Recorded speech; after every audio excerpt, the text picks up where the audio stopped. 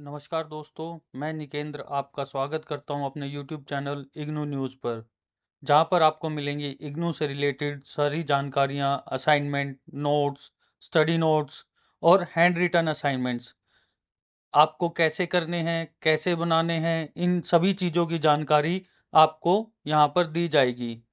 आज की वीडियो में हम बात करेंगे BSKG 178 सब्जेक्ट कोड के बारे में। बहुत सारे लोगों को लगता है कि यह संस्कृत का सब्जेक्ट है, परंतु यह सब्जेक्ट प्राचीन भारतीय राजनीति के ऊपर है, जो कि अभी इग्नू में ऐड किया गया है।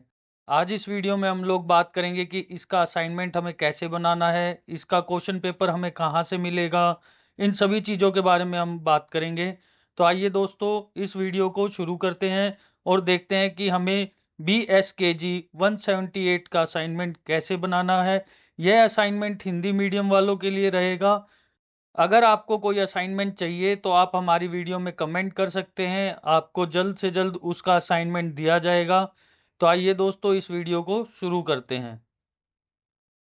यदि आपको और अधिक जानकारी चाहिए तो आप हमारी वेबसाइट a2zignoo.in पर भी विजिट कर सकते हैं। अगर आपको किसी भी प्रकार का project, solved assignment, handwritten assignment, study notes, अगर आपको किसी भी प्रकार की कोई रिक्वायरमेंट है तो आप हमारी वेबसाइट पर विजिट कर सकते हैं। और अधिक जानकारी के लिए हमारे कॉन्टैक्ट नंबर पर भी कॉल कर सकते हैं। आपको डिस्क्रिप्शन में हमारा कॉन्टैक्ट नंबर दिया गया है। अब हम बात करते हैं कि आपको असाइनमेंट कैसे डाउनलोड करना है। आपको गूगल में लिखना है इग्नू असाइनमेंट। जैसे ही आप इस पर इग्नू असाइनमेंट सर्च करते हैं तो आपको यहाँ पर पहला लिंक दिखाई देगा, इग्नू असाइनमेंट। जैसे ही आप इस पर क्लिक करते हैं तो आपके सामने इग्नू की वेबसाइट का यह पेज ओपन हो जाएगा, जिसके ऊपर आप अपने किसी भी प्रोग्राम्स को डाउनलोड कर सकते हैं। मास्टर डिग्री के लिए, बैचलर डिग्री के लिए, PG डिप्लोमा के लिए, डिप्लोमा के लिए, यहाँ पर आपको सभी प्रोग्राम्स देखने को मिलेंगे। हम बात कर रहे हैं आज बैचलर डिग्री के प्रोग्राम की, तो हम इसमें बैचलर डिग्री पे क्लिक करेंगे। जैसे ही आप इस पर क्लिक करते हैं आपके सामने एक पेज ओपन हो जाएगा, जिसके ऊपर आपको बैचलर डिग्री के सभी प्रोग्राम्स दिखाई देंगे। आज हम बात करें BSKG 178 के लिए। आज हम बात करेंगे जुलाई 2024 से जनवरी 2025 के लिए। जैसे ही आप इस लिंक पर क्लिक करते हैं आपके सामने इस तरीके का एक पेज ओपन हो जाएगा। आज हम बात करें BSKG 178 के लिए। जैसे ही आप इस पर क्लिक करते हैं तो आपके सामने इस तरीके से PDF में आपको क्वेश्चन पेपर दिखाई देगा। और आप इस PDF के जब सबसे लास्ट वाले पेज पर आते हैं तो आप इसमें देख पाएंगे कि आपको यहाँ पर प्रश्न दिखाई देंगे।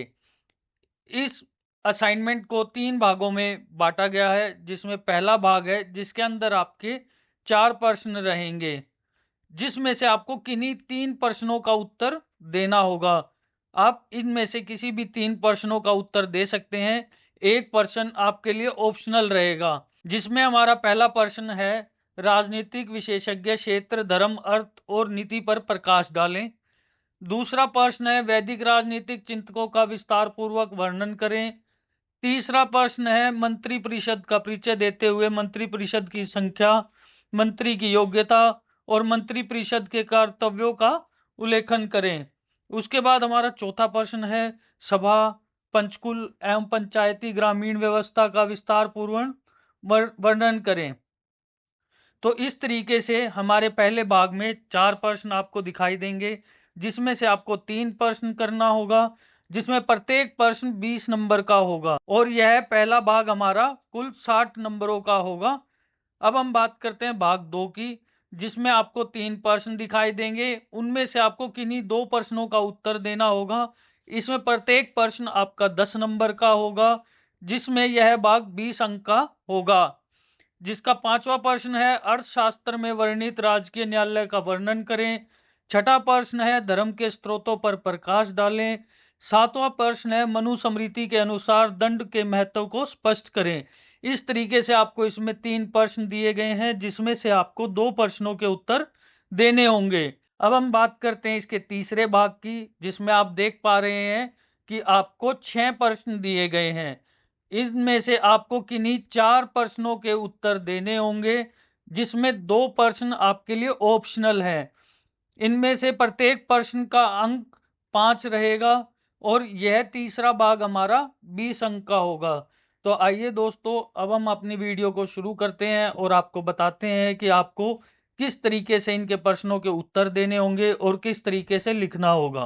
तो कुछ इस तरीके से इसका पहला पेज दिखाई देगा, जिसके ऊपर आपको enrolment number, name, address, programme title, course का कोड, रीजनल सेंटर का कोड, स्टडी सेंटर कोड और फ़ोन नंबर और ईमेल लिखना होगा। यह पेज सभी असाइनमेंट के लिए सेम होता है। यह चीज़ें भरना आपके लिए अनिवार्य है। तो आइए अब बात करते हैं इसके पहले प्रश्न के बारे में। राजनीतिक विशेषज्ञ क्षेत्र, धर्म, अर्थ और नीति पर प्रकाश डालें। इसका उत्तर है राजनीतिक विशेषज्ञ क्षेत्र धर्म, अर्थ और नीति के विभिन्न पहलुओं पर विचार करता है। अब इसके बाद पहला पॉइंट आता है धर्म, धर्म की नीतियां, धर्म की मान्यताएं और उनका पालन करना। विभिन्न धर्मों की अपनी मान्यताएं और रीति रिवाज होते हैं जो उनके अनुयायी के जीवन में गहरी छाप छोड़ते हैं।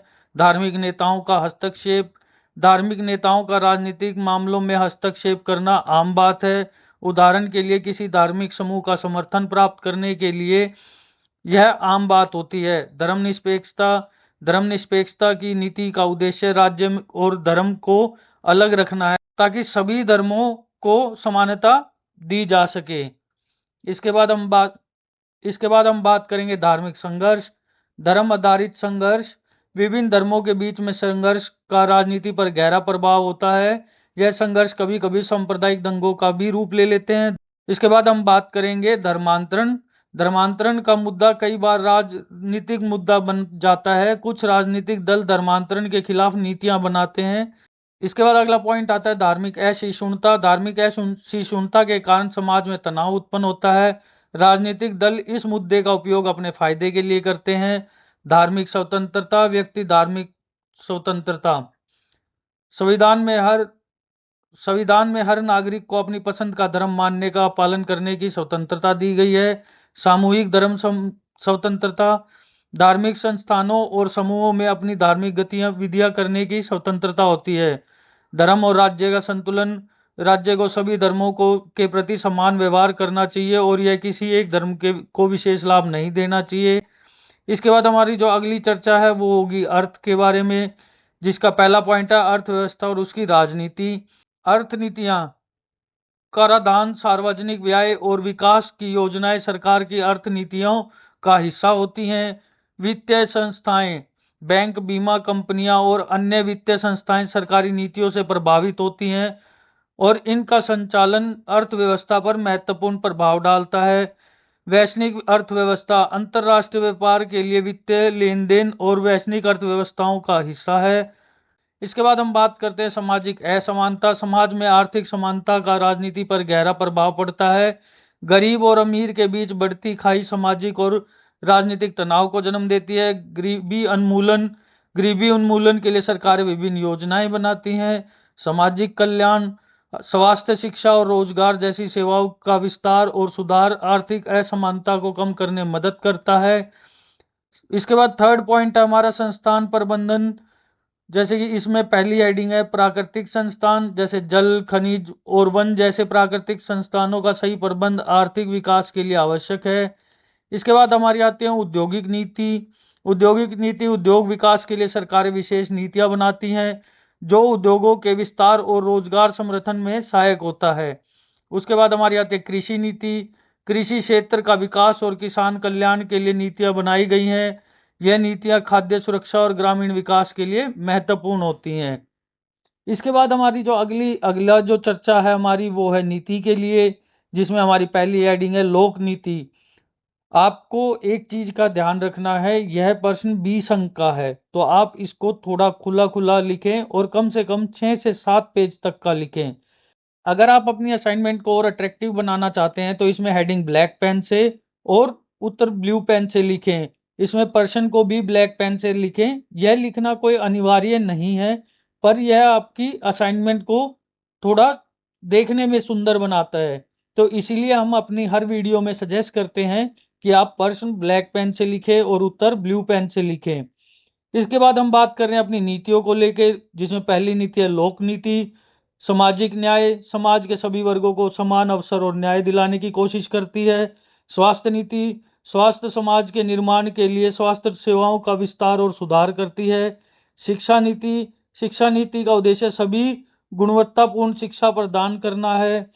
इसके बाद हम बात करते हैं आवास नीति की। आवास नीति के माध्यम से सरकार गरीबों को और बेघर लोगों को आवास प्रदान करती है। विदेश नीति, इसके बाद हम विदेश नीति में हम बात करेंगे अंतर्राष्ट्रीय संबंध, जिसमें विभिन्न देशों के साथ कूटनीति संबंध बनाना और उन्हें बनाए रखना विदेश नीति का प्रमुख हिस्सा है।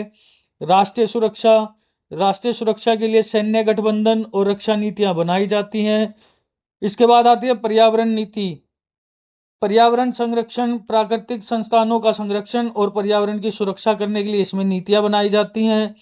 सतत विकास, सतत विकास की नीतियां आर्थिक विकास और पर्यावरण संरक्षण के बीच में संतुलन बनाए रखने का प्रयास करती हैं। जलवायु परिवर्तन, जलवायु परिवर्तन के मुद्दे को हल करने के लिए राष्ट्रीय और अंतर्राष्ट्रीय स्तर पर कई नीतियां बनाई जाती हैं। तो कुछ इस तरीके से आपको लिखना होगा। यह प्रश्न हमने 6 से 7 पेज का लिखा है क्योंकि यह 20 अंक का प्रश्न है, तो आप भी इस बात का ध्यान रखें। अब हम बात करेंगे अपने दूसरे प्रश्न की, वैदिक राजनीतिक चिंताओं का विस्तार पूर्वक वर्णन करें। वैदिक राजनीतिक चिंताओं का विस्तार पूर्वक वर्णन करना अत्यंत महत्वपूर्ण है क्योंकि वैदिक साहित्य में हमें प्राचीन भारत की राजनीतिक व्यवस्था, राज्य संचालन, शासन सिद्धांतों और सामाजिक संरचना के बारे में महत्वपूर्ण जानकारी मिलती है। राजा और राज्य, ऋग्वेद में राजा का मुख्य अभिवाहक माना गया है। राजा का मुख्य कर्तव्य था कि वह प्रजा की रक्षा करे। इसके बाद है सभा और समिति। ऋग्वेद में 2 प्रकार की सभाओं का उल्लेख मिलता है, सभा और समिति। सभा एक छोटी और विशेष सभा, जबकि समिति एक बड़ी और जनतांत्रिक सभा थी। इसके बाद हम बात करेंगे यजुर्वेद की, धर्म और न्याय। यजुर्वेद में न्याय और धर्म का महत्व पर जोर दिया गया है। राजा को न्याय प्रिय और धर्मानुसार के अनुसार कार्य करने वाला माना जाता था। राजसूय यज्ञ, यजुर्वेद में राजसूय यज्ञ का वर्णन जो राजा को राज्य अभिषेक और उसके सर्वभौलिक को मान्यता देने के लिए किया जाता था। इसके बाद है सामवेद, राजा की स्तुति। सामवेद में राजा की स्तुति और उसकी महिमा का वर्णन मिलता है। राजा को देवता के समक्ष माना जाता है और उसकी पूजा की जाती है। इसके बाद है सैन्य व्यवस्था। सामवेद में सैन्य संगठन और युद्ध कला का भी वर्णन मिलता है। राजा के लिए यह आवश्यक है कि वह अपनी सेना को संगठित रखे। इसके बाद हम बात करेंगे अर्थवेद की, राजनीतिक मंत्र। अर्थवेद में कई राजनीतिक मंत्र और अभिचारिक अनुसंधान का वर्णन मिलता है जो राजा की रक्षा, राज्य की समृद्धि और शत्रुओं के विनाश के लिए होते हैं। राजा की भूमिका, अर्थवेद में राजा को एक अर्थ आदर्श नेता के रूप में प्रस्तुत किया जाता है जो न केवल राज्य का संरक्षण करे बल्कि न्याय और धर्म का भी पालन करे। तो कुछ इस तरीके से आप इसके बारे में लिख सकते हैं और इसके बारे में डिफाइन कर सकते हैं। इसके बाद आता है हमारा चौथा प्रश्न जो कि है सभा, पंचकुल और पंचायती ग्रामीण व्यवस्था का विस्तार पूर्वक वर्णन करें। इसका उत्तर है पंचकुल और पंचायती ग्रामीण व्यवस्था में भारतीय समाज की प्राचीन और परंपरागत संस्थाएं हैं जो ग्रामीण प्रशासन और न्यायिक व्यवस्था का महत्वपूर्ण, इसका विस्तृत वर्णन निम्नलिखित है। तो अब इसके बारे में हमने नीचे इसका जो भी विस्तृत वर्णन है वो डिफाइन किया गया है। जैसे सभा, सभा प्राचीन भारत की एक महत्वपूर्ण संस्था है। उसके बाद है सदस्यता, सभा के सदस्य आमतौर पर समाज और सम्मानित और प्रतिष्ठित लोग होते हैं। इसके बाद है कार्य, सभा में गांव में विभिन्न मुद्दों पर चर्चा होती है जैसे कि भूमि विवाद, विवाह विवाद, सामाजिक नियमों का निर्धारण। इसके बाद हम बात करेंगे महत्व की। सभा में समाज में अनुशासन और न्याय व्यवस्था को बनाए रखने के लिए महत्वपूर्ण भूमिका निभाई है। इसके बाद हम बात करेंगे पंचकुल की। पंचकुल प्राचीन भारत की एक अन्य महत्वपूर्ण संस्था थी जो ग्राम स्तर पर न्यायिक निर्णय लेना। पंचकुल का अर्थ है 5 लोगों का समूह। जैसे कि आप अपने देख पा रहे होंगे आजकल इसे पंचायत के नाम से भी जाना जाता है, तो पुराने टाइम में इसे पंचकुल के नाम से जाना जाता था। सदस्यता, पंचकुल के सदस्य गांव के बुजुर्ग अनुभवी लोग होते हैं जिन्हें समुदाय द्वारा सम्मानित और विश्वास पात्र माना जाता है। कार्य, पंचकुल का कार्य विवादों का समाधान करना और न्यायिक निर्णय लेना है। इसके बाद पंचायती ग्रामीण व्यवस्था। पंचायती ग्रामीण व्यवस्था भारतीय समाज की एक प्राचीन और पारंपरिक प्रशासनिक व्यवस्था है। संरचना। पंचायती राज में व्यवस्था 3 स्तरों पर आधारित है: ग्राम पंचायत, पंचायत समिति और इसके कार्य। पंचायती राज संस्थाएं स्थानीय स्तर पर विकास कार्यों का संचालन, प्राथमिक शिक्षा व्यवस्था, सेवाओं का प्रबंधन, स्वच्छता, पेयजल और सड़कों का निर्माण कराती हैं। इसके महत्व के बारे में भी आप यहाँ पे डिफाइन कर सकते हैं और लिख सकते हैं। इसके बाद हम बात करेंगे अपने 5वें प्रश्न की, अर्थशास्त्र में वर्णित राजकीय न्यायालय का वर्णन करें। अर्थशास्त्र में वर्णित राजकीय न्यायालय का विश्लेषण हमें प्राचीन भारतीय समाज की न्यायिक प्रणाली को समझने में मदद करता है। अब इसकी हेडिंग है राजकीय न्यायालय की भूमिका। राजकीय न्यायालय का मुख्य उद्देश्य न्यायिक व्यवस्था को सुदृढ़ बनाना और समाज की विधि के शासन को लागू करना है। इसके बाद हम नीचे इसकी सब हेडिंग की बात करेंगे, न्याय की संरचना। अर्थशास्त्र के अनुसार राजकीय न्यायालयों की संरचना बहुत ही सुव्यवस्थित थी। इसे विभिन्न स्तरों पर न्यायिक अधिकार होते थे, जैसे राजा न्यायिक प्रणाली में सर्वोच्च न्यायाधीश थे। राजा अंतिम निर्णयकर्ता के रूप में कार्य करता था। प्राचीन न्यायाधीश राजा के अधीन कार्य करता था और उच्च न्यायालय का प्रमुख था। न्यायमूर्ति यह न्यायालय के मुख्य न्यायाधीश होते थे जो विधि मामलों का निपटारा करते थे। न्याय की कार्य प्रणाली। न्याय की कार्य प्रणाली बहुत ही वास्तविक और न्यायपूर्ण थी। विधि और धर्म का पालन करना। न्याय का मुख्य उद्देश्य धर्म और विधि के अनुसार न्याय का पालन करना है। सबूत और गवाह। न्यायालय में सबूत और गवाहों का महत्व था। सभी मामलों में सबूत और गवाहों की गवाही के आधार पर निर्णय लिया जाता था। अपील की व्यवस्था। न्यायालय में अपील की भी व्यवस्था थी। अगर किसी व्यक्ति को निचले न्यायालय में निर्णय से असंतोष हुआ तो वह उच्चले न्यायालय में अपील कर सकता था। सामान्य न्याय। सभी वर्गों के लिए समान न्याय का अधिकार था। राजा और दंड का प्रावधान। राजकीय न्यायालय में विभिन्न अपराधों के लिए सजा और दंड थी। अर्थदंड। छोटे अपराधों के लिए अर्थदंड का प्रावधान था। शारीरिक दंड।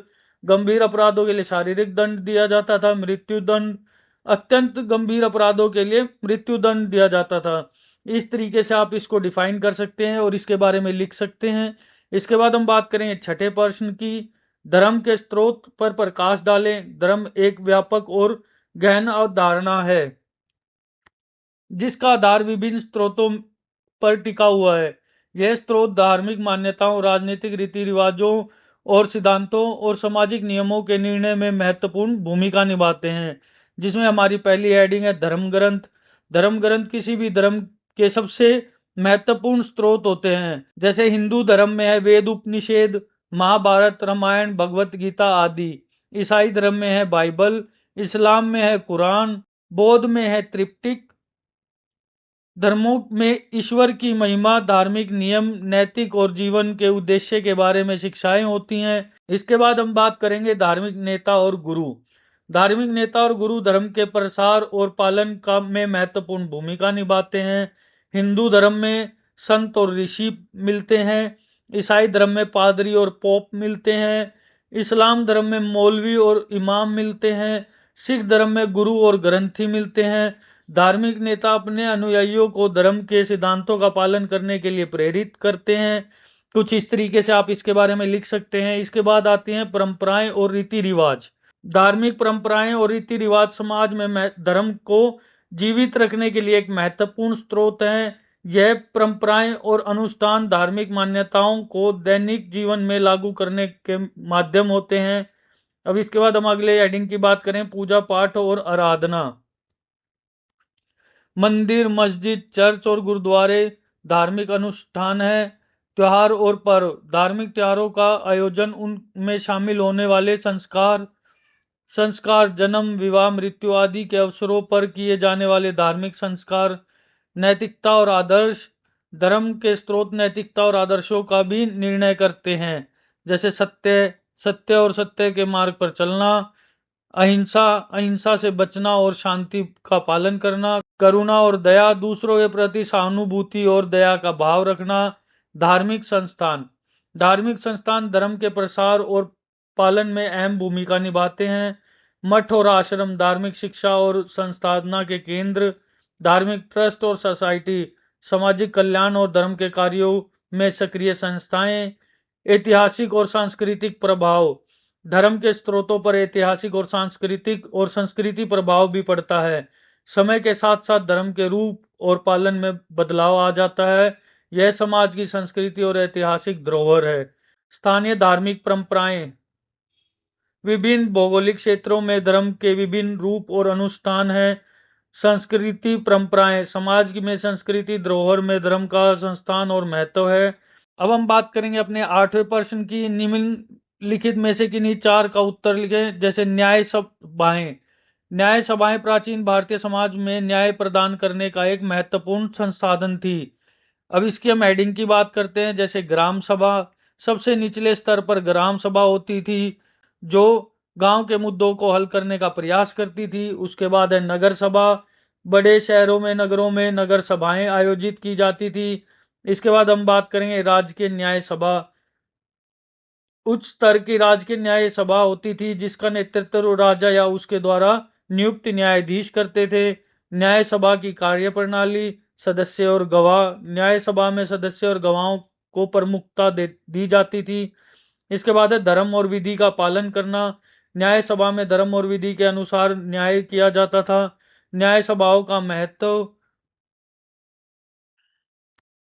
न्याय सभाओं के माध्यम से समाज में विधि और न्याय की स्थापना होती थी। अब हम बात करेंगे नैतिकता और सदाचार। न्याय सभाओं के निर्णय नैतिकता और सदाचार पर आधारित थे। इसके बाद हम बात करेंगे अगले प्रश्न की। व्यवहार पदों का सामान्य परिचय दें। व्यवहार पदों का सामान्य परिचय देने के लिए हमें व्यवहार शब्द का अर्थ और उसके विभिन्न संदर्भों को समझना होगा। व्यवहार का अर्थ शाब्दिक अर्थ होता है उच्चारण, आचरण करने का तरीका और सामाजिक गतिविधियां। अब हम बात करेंगे इसकी हेडिंग की। व्यवहार पदों का परिचय। सामाजिक व्यवहार, सामाजिक व्यवहार में सभी क्रियाएं शक्तियां शामिल हैं जो व्यक्ति समाज में अन्य व्यक्तियों के साथ संपर्क करता है। आर्थिक व्यवहार, आर्थिक व्यवहार व्यक्ति की आर्थिक गतिविधियों और निर्णय से संबंधित है। मनोवैज्ञानिक व्यवहार, मनोवैज्ञानिक व्यवहार व्यक्ति की मानसिक प्रक्रियाओं और भावनाओं प्रक्रियाओं में को समझने में मदद करता है। इसके बाद हमारा आता है अगला प्रश्न, भारतकालीन नगर सभा। भारतकालीन नगर सभा प्राचीन भारत की एक महत्वपूर्ण सभा थी जो नगर प्राचीन प्रशासन और व्यवस्था को महत्वपूर्ण अंग थी। महाभारत के समय नगर सभा का विशेष संस्थापन था और इसे राजा और प्रजा के बीच में सामंजस्य स्थापित करने का माध्यम माना जाता था। नगर सभा की संरचना और सदस्य। नगर सभा में प्रमुख नागरिक, विद्वान, ब्राह्मण, क्षत्रिय, व्यापारी और अन्य प्रतिष्ठित लोग होते थे। कार्य और महत्व। इसका मुख्य कार्य नगर के विभिन्न मुद्दों पर चर्चा करना और समाधान निकालना था।